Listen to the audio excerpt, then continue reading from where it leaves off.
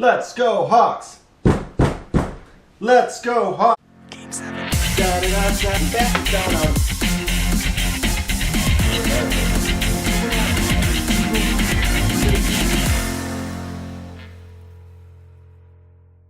Hey, welcome to Hawks Recap. This week the Hawks played their first 3 games of the regular season. Their home opener against the Blues, and then back-to-back games against the Nashville Predators, home and away. As you know, the Hawks are 3-0. Everything is perfect. They're already engraving our names onto the Stanley Cup. We can just take the rest of the winter off. Alright, I get it. Enough with the facetiousness. Hawks are 1-2. Not everything is perfect. Not everything is terrible. Alright, so let's start with the home opener against the St. Louis Blues, where the Hawks fell by a score of 5-2. It was more like 3-2, and then there was an empty netter to make it 4-2, and then we decided to just score on ourselves because why not? It was a little bit closer game than 5-2 would indicate, is what I'm trying to get at. So for all of you who made bets out there, Panik gets the first Blackhawks goal of the season. Hartman would later add his first NHL career goal as well. But the story of this game was the Blues power play, or better yet, the lack of Blackhawks penalty kill. This was a game that you can look at the box score and say, okay, the Blues won 5-2. They outshot the Hawks 34-19. The Hawks were really never in it. This wasn't really a close game at all. But in reality, this game was a very close game, very tightly contested. It was a tie game after 2 periods. But the thing that really took it and put it into the Blues' favor was the 5 straight penalties that the Hawks took in that middle frame and the early third. And you can say, okay, allowing 3 power play goals is unacceptable, and it is. But you cannot take those types of penalties. You cannot take those amount of penalties and expect to win the game. So in reality, even though the PK unit was bad, they didn't have Hjalmarsson, they didn't have Desjardins. Even though the PK unit was bad, the blame is not the PK unit. It's more you can't take those penalties. So the Hawks lose their home opener, start 0-1 on the season, but they got to switch gears because they got to go play the Predators for back-to-back games. The Predators are a very good team, a team with a very good defense, and under Laviolette has added a lot of offensive speed. They are a lot of people's picks to win the Stanley Cup this year. We'll see if that happens, but they're still a great team nonetheless. Playing back-to-back games this early in the season is going to be a true test, especially for all our young guys. So we start this home and away in Nashville, where the Hawks would drop to 0-2 on the season, losing by a score of 3-2.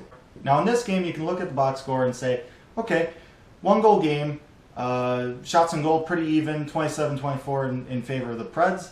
It was a close game, and you would be right. So once again, the Hawks led in 3 power play goals, but they did improve their PK percentage because they took 6 penalties, so we got that going for us, which is nice. So all 6 of the non-empty net goals that the Hawks have given up this season have come on a power play. 5-on-5, we haven't let in a goal through 2 games. So that's something you can hang your hat on. The Hawks really just need to stop taking the amount of penalties that they're taking. One of the things you'll notice through these first 2 games is Kane isn't on the score sheet at all. But he had plenty of great chances in this game. He really did. Pekka Rinne made some really good saves. So you look at that and you're thinking, okay, the Hawks could easily be 1-1 right now. They could easily be 2-0, but the fact of the matter is they're 0-2, and that's what they got to live with. So now the Hawks come back home for the last chapter of the back-to-back games against Nashville, and they need something to go their way. Down 0-2, some say it's time to panic. I say it's time to panic. See what I did there? The Hawks started early. They started fast. Nick Schmaltz would get his first career NHL goal. Seabrook would add to the lead, and then Panik would get his second goal of the year, and the Hawks are up 3-1 at the end of 1. Great start. The Preds would make this a game. They outshot the Hawks 36-27, made it a 1-goal game in the second period before Panik decided to get his first career NHL hat trick by scoring 2 goals in the third and putting this away. And besides Panik absolutely just feeling at this game, another big thing that contributed to this win was the Hawks only took 2 penalties. Now that's smart hockey. So Hawks are 1-2. to start the year. Not great, not awful. It is what it is. It's an 82-game season. A lot of hockey left to be played. A couple takeaways from these first 3 games. I would have to say Panik looks like he belongs on that first line with Taves. 5 points in the first 3 games is always a good sight. Number 2, the young guys are looking really good. A lot of upside to them.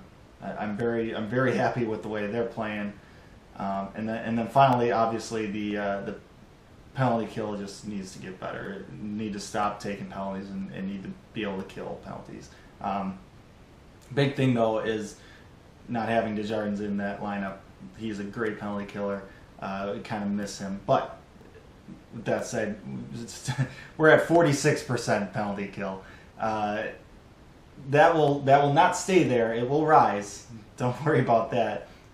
We were 80% last year, which was bottom half of the league. So you can kind of see that that those numbers will rise. It's not normal for a penalty kill unit to be at 46, and it won't stay there.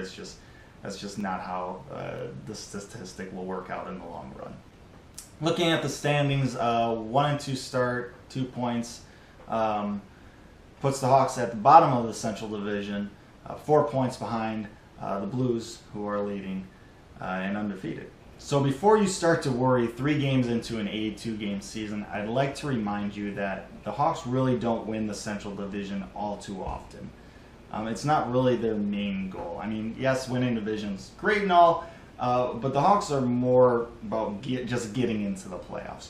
They've won the Central Division twice since 1993, when the Central Division became a thing. They've came in second during that time span twice. They've come in 3rd place the last 3 years. If you want to recall, back in 2010, the first of the Hawks' more recent Stanley Cup winning seasons, they started 1 and 2 during that season. I'm not saying they're going to win again. All I'm saying is just there's a lot of hockey left to be played. My only suggestion, my only piece of advice for you guys, for the fans, don't panic, just Panik.